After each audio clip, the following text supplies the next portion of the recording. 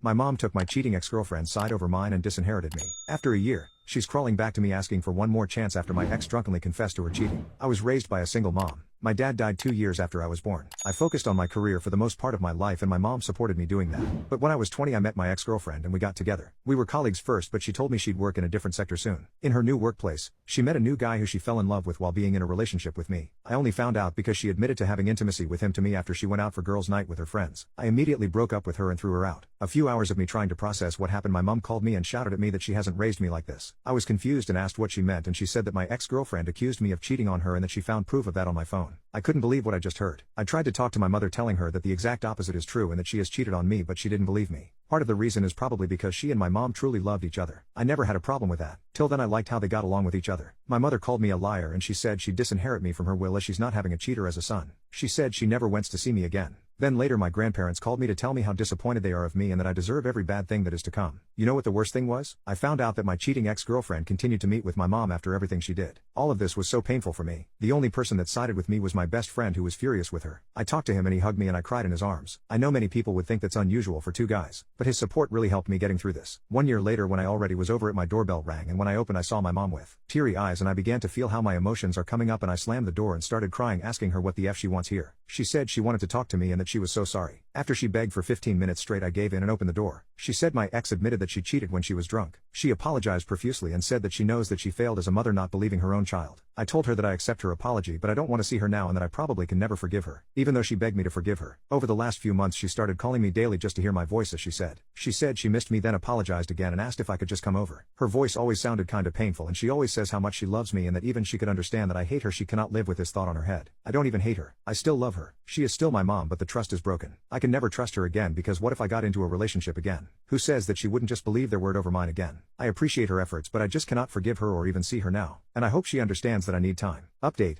I decided to meet with my mom today to clarify everything. I texted her to come over and she didn't hesitate. She literally appeared at my door within 15 minutes. Many of you pointed out good points I should ask her. Even though she called several times we rarely really talked. So when she came over I sat her down in the living room. There I asked about my grandparents, her will and if she is still in contact with my ex. She explained that she had told my grandparents and she expected them to call me but it seems like they were too stubborn. She also said I'm in her will again. She then started talking poop about my ex. She said that when she found out she punched her so hard that my ex lost a few teeth. I very much doubt the accuracy of this story detail but I wanted to share it anyway because for me it was a funny thing to think about. She said she told her to F off and threw her out of the house. She then again started apologizing profusely and telling me that she knows how hard she messed up and that I probably can never trust her but she wants to do everything in her power to make this right. She explained that the man before my father had cheated on her so infidelity was a sensitive topic for her. And then she said that she regrets not believing me or even remotely hearing my side of the story. I sat quiet while she explained all this. I then asked her how I know that I could trust her now. What would happen if I got into a similar situation and if she would just throw me away again? She said I have her word and I replied that her word is basically meaningless as I don't trust her in the first place. She didn't reply to that answer properly and again begged me to forgive. I told her that I cannot forgive her for now and maybe I will never be able to forgive her but I also see her efforts and if she wants me in her life again then she has to show me that I can count on her. She started tearing up. I could tell she tried to hold in her tears the entire time.